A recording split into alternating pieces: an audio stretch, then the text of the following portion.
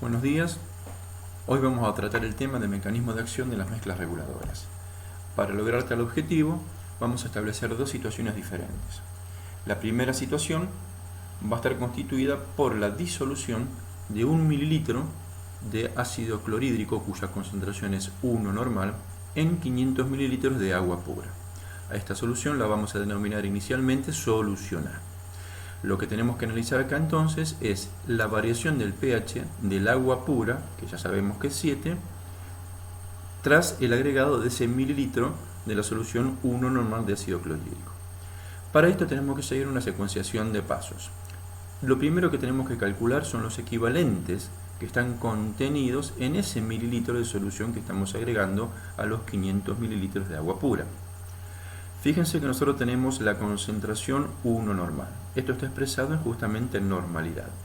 Y como toda forma de expresar concentración, cada forma de expresar concentración debe contener la cantidad de soluto y el volumen de solvente en el cual están diluidos esa cantidad de solutos. Entonces, al calcular los equivalentes, calculamos la cantidad de solutos. Así entonces partimos de que sabemos que la concentración 1 normal implica que tenemos un equivalente, cantidad de soluto, en 1000 mililitros de agua, volumen de solvente. Pero nosotros no estamos agregando 1 litro, estamos agregando 1 mililitro. Consecuentemente tenemos que establecer una regla de 3 simples para saber qué cantidad de soluto tenemos en ese mililitro que estamos agregando. Por regla de 3 nos queda que en ese mililitro de la solución de ácido clorhídrico 1 normal se encuentran 0,001 equivalentes, o 1 por 10 a la menos 3 equivalentes. El segundo paso se analiza que tras el agregado de ese 0,01 equivalente van a estar contenidos ahora en los 500 mililitros. En realidad serían los 501 mililitros. Por una cuestión práctica vamos a considerar que hay 500 mililitros. Como aquí solamente el elemento constitutivo que representa el soluto es el ácido, se puede tranquilamente establecer esta fórmula para poder averiguar el pH de esa solución tras el agregado de esa cantidad. Entonces lo que tenemos que hacer es sacar el logaritmo negativo de la concentración de hidrogeniones que ahora están contenidos en estos 500 mililitros. Es importante tener en cuenta que la concentración de hidrogeniones debe estar expresada en equivalentes litros, es decir, en normalidad, para poder ser reemplazada en esta fórmula y consecuentemente calcular el pH de la solución. En definitiva, si tenemos que en 500 mililitros están contenidos esos 0,001 equivalentes, en 1000 mililitros evidentemente va a estar el doble. Continuando entonces, para finalizar el cálculo del valor de pH tras el agregado del ácido, tenemos que solamente reemplazar la concentración de hidrogeniones, insisto, expresado en equivalentes litros. Ya habíamos visto en la diapositiva anterior que esa concentración que se agregó da un resultado de 0,02 equivalentes por litro. Sacando el logaritmo negativo tenemos un pH de 2.7. En definitiva, el pH inicial del agua, como ya sabemos, es 7 y el pH final tras el agregado de 1 mililitro de ácido clorhídrico, cuya concentración es 1 normal, da un valor de 2.7. Es decir, que hubo una diferencia de pH de 4.3. Vamos a analizar ahora la solución B. En este caso, vamos también a agregar 1 mililitro de una solución de ácido clorhídrico 1 normal a 500 mililitros de agua, pero previamente a ese agregado vamos a incorporar a los 500 mililitros de agua 10.000 equivalentes de ácido débil y 5.000 equivalentes de hidróxido de sodio. El ácido débil está representado en este caso por el ácido acético y la base fuerte por el hidróxido de sodio.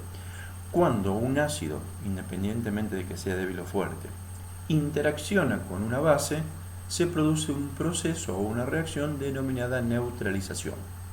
Para esto es importante saber cómo se disocia el ácido y la base. En este caso el ácido, que es el ácido acético, que es un ácido débil, se disocia en dos componentes, que es la base conjugada, que es el acetato, y el hidrogenión. Esta base conjugada, que es el acetato, es una base conjugada fuerte porque proviene del ácido acético, que es el ácido débil. Por su parte, el hidróxido de sodio se disocia en el ion oxidrilo u oxidrilo de ion y en el sodio. Analizados entonces la forma en que se disocia el ácido y la base, lo que tenemos que proceder en este momento es saber cómo reaccionan cada uno de esos componentes disociados. En este gráfico podemos ver que el ácido acético se disoció, como vimos en la diapositiva anterior, en el ion acetato y en el hidrogenión, y por su parte el hidróxido de sodio en el catión sodio y en el oxidrilo ion.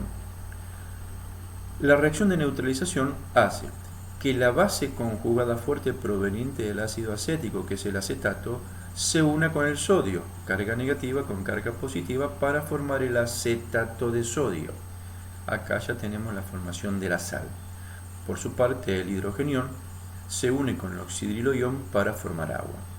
De modo tal que cualquier tipo de reacción de neutralización siempre se puede resumir en esta forma general de poder describir esta reacción. Es decir, cuando un ácido reacciona con una base, da sal y da agua.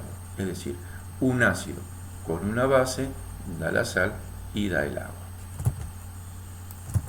Analizando entonces nuestro caso en particular, vemos que antes de la reacción, es decir, de que interaccione el ácido con la base, teníamos 10 miliequivalentes de ácido acético y 5 miliequivalentes de hidróxido de sodio. Como no reaccionaron, no se formó sal y el agua la tenemos dentro del mismo sistema. Luego de la reacción, y en base a esta representación esquemática de la diapositiva anterior, vemos que 5 miliequivalentes de hidróxido de sodio van a reaccionar con 5 miliequivalentes de ácido acético, de modo tal que estos 5 miliequivalentes de hidróxido de sodio desaparecen para formar 5 miliequivalentes de sal. A su vez, estos 5 miliequivalentes de hidróxido de sodio le restan 5 miliequivalentes de ácido acético, por lo cual, luego de la reacción quedan 5 miliequivalentes de ácido acético y 5 miliequivalentes de acetato de sodio. Esto significa entonces que estamos en presencia de una mezcla reguladora, porque tenemos el ácido débil, que es la condición sine qua non para establecer la existencia de una mezcla reguladora con un ácido, debe ser sí o sí débil, y la sal correspondiente a este ácido. Tenemos así entonces la formación de una mezcla reguladora. Debemos proceder ahora a calcular el pH inicial. A diferencia de la situación anterior en la que teníamos solamente 500 mililitros de agua libre, ahora tenemos 500 mililitros más la presencia de una mezcla reguladora. Entonces no podemos utilizar para calcular el pH el logaritmo negativo de la concentración de hidrogeniones, sino que debemos utilizar la fórmula de Henderson-Hasselbalch. Para esto, justamente establecemos esta fórmula como el pH de la mezcla reguladora igual a la constante de disociación del ácido débil más el logaritmo de la concentración de la sal sobre el ácido. Reemplazando los valores tenemos pH, que es igual a 4,75, el pK del ácido débil, más el logaritmo de la cantidad de sal, que son 5 miliequivalentes, sobre la cantidad de ácido. Así entonces tenemos un pH inicial de 4,75. Luego tenemos que calcular el pH cuando se agrega ese mililitro de ácido clorhídrico 1 normal. Nuevamente recordemos que ese mililitro de ácido clorhídrico 1 normal contenía 0,01 equivalente en ese mismo mililitro.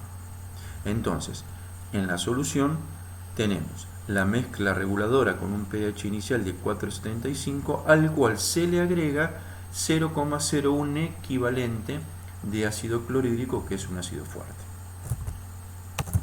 El siguiente paso es analizar cómo interacciona el ácido fuerte agregado con los componentes constitutivos de la mezcla reguladora. Como regla general, cuando ingresa un ácido fuerte a un sistema en el cual está presente una mezcla reguladora, el elemento de la mezcla reguladora que amortigua o que interacciona con este ácido fuerte es la sal correspondiente de la mezcla. Así entonces veamos que por una parte tenemos el agregado del ácido fuerte, que es el ácido clorhídrico, que se disocia en el cloruro y en el hidrógeno. Por otra parte, como dijimos, el elemento de la mezcla que va a neutralizar el ácido fuerte es su sal, es decir, en este caso es el ácido acético. El ácido acético se disocia en sodio y en acetato, como dijimos. Ahora vemos que el hidrogenión que aporta el ácido fuerte, que es el ácido clorhídrico, es justamente neutralizado por su base conjugada para formar el ácido acético, que es un ácido débil. Y por otra parte, el cloro se une con el sodio para formar la sal respectiva. Presten especial atención que en realidad ingresa un ácido y se forma otro ácido. Pero aquí está el punto más importante de la eficacia de la mezcla reguladora, porque lo que hace justamente es cambiar un ácido fuerte por una misma cantidad de un ácido débil y consecuentemente menor tendencia a ceder sus hidrogeniones al medio y consecuentemente acidificar la muestra.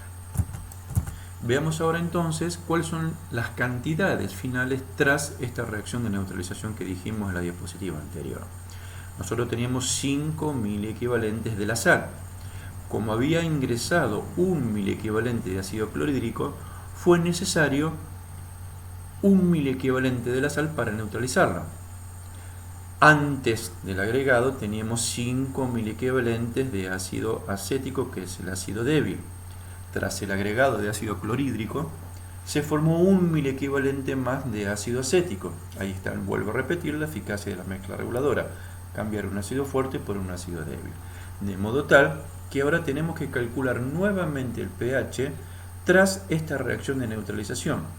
Insisto, antes teníamos 5 de sal, 5 de ácido débil. Después del agregado de ese mililitro de ácido clorhídrico, que es un ácido fuerte, se le resta a la sal la misma cantidad y se le suma al ácido, de modo tal que el pH final es de 4,75. En conclusión, fíjense que el delta pH fue de 0,18 en presencia de una mezcla reguladora. Si nosotros comparamos el agregado de ese mililitro de ácido clorhídrico, uno normal, a 500 mililitros de agua sin mezcla reguladora, el delta pH era de 4,3. Fíjense la importante diferencia en variación con el agregado de mezcla reguladora y sin el agregado de la mezcla reguladora. Evidentemente, esta diferencia cuantitativa establece la importancia fundamental de las mezclas reguladoras para mantener el pH dentro de los límites fisiológicos.